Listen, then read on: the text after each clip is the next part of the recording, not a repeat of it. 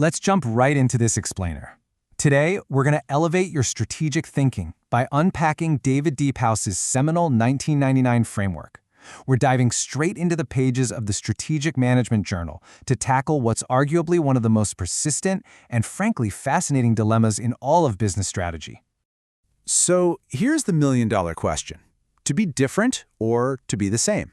It's the fundamental paradox literally every manager faces. Do you break away from the pack to carve out your own unique space, or do you follow industry norms just to ensure your stakeholders actually trust you? Well, today we're going to resolve this tension using some seriously rigorous academic theory. Here's a quick look at our roadmap for today. We'll start with the strategy paradox, then weigh the arguments for being different versus being the same. After that, we'll pinpoint the strategic balance point, run through a quick thought experiment, and wrap it all up with the ultimate managerial takeaway. All right, let's kick things off with Section 1, the strategy paradox, or standing out versus fitting in. Now take a look at the highlighted portion right on the first page of Deephouse's paper. He hits the nail on the head right out of the gate by identifying the core conflict. He points out that past research gives completely contradictory advice. On one hand, by differentiating, firms reduce competition. But on the other hand, by conforming, firms demonstrate their legitimacy. And since both reducing competition and increasing legitimacy actually improve performance, it sets up the seemingly impossible choice for business leaders. Before we really build our arguments, we've got to ground ourselves in this crucial definition from page 148, strategic similarity. This is the key metric we're looking at today. It basically measures just how alike a firm is to its rivals at a specific point in time. It's the whole shebang, encompassing resource choices, market positioning, and core capabilities. Moving on to Section 2, Proposition 1, Be Different. As you can see, with this star breaking away from the pack, targeting distinct resources allows a firm to escape perfect competition. This is your classic economic premise, heavily championed by heavyweights like Michael Porter and Jay Barney. The argument is simple but super powerful. When you aren't doing exactly what the guy next door is doing, you aren't fighting the exact same battles. So the crucial takeaway here is that by being different, a firm commands superior profits. When a firm carves out a distinct position in an unexploited niche, it naturally faces way less competition for finite resources, like suppliers and customers. It totally avoids that dreaded perfect competition scenario where economic rents, which is just a fancy term for excess profits, are driven all the way down to zero.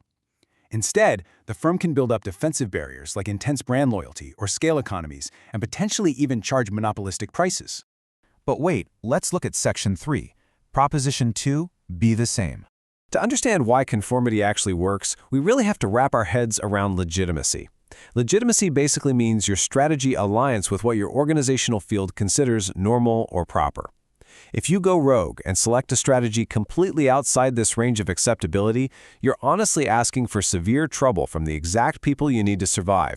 Think about it. If you're too different, exchange partners simply won't understand your strategy. You risk being labeled a misfit or, idiosyncratic. Customers might not buy a product just because they don't get it. Regulators might put you under a microscope. But if you conform and prove you're legitimate, partners trust you. They'll supply you with higher quality resources at far more favorable terms simply because you're viewed as a safe, rational bet. So here, we can visually juxtapose the immense, really conflicting pressures that managers face every day. On one side, differentiation offers you reduced competition and those sweet, higher margins. On the other side, conformity offers you increased legitimacy and absolutely vital resource access.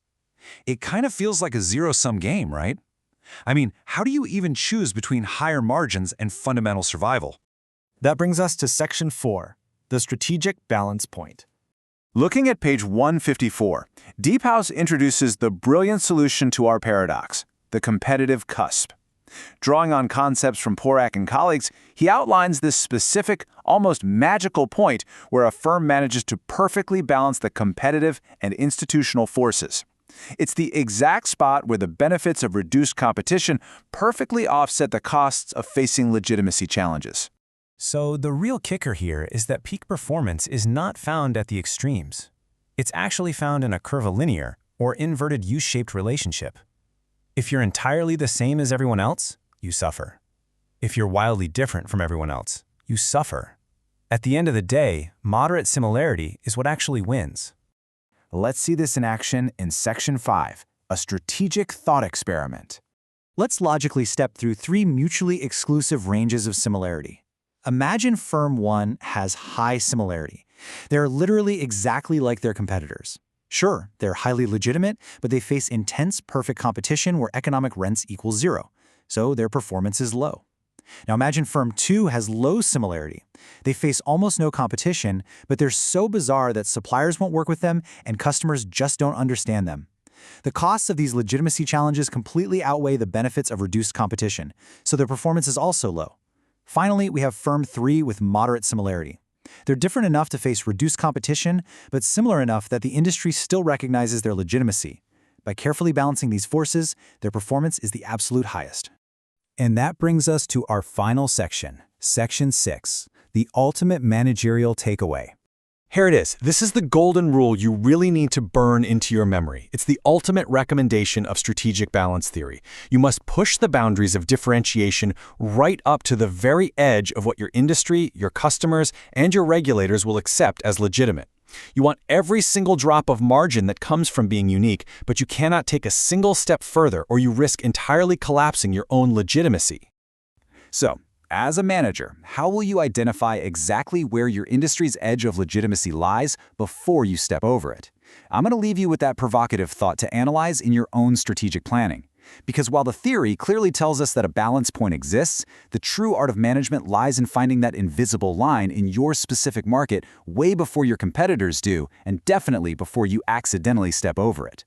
Thanks for joining me on this explainer, and keep pushing those boundaries.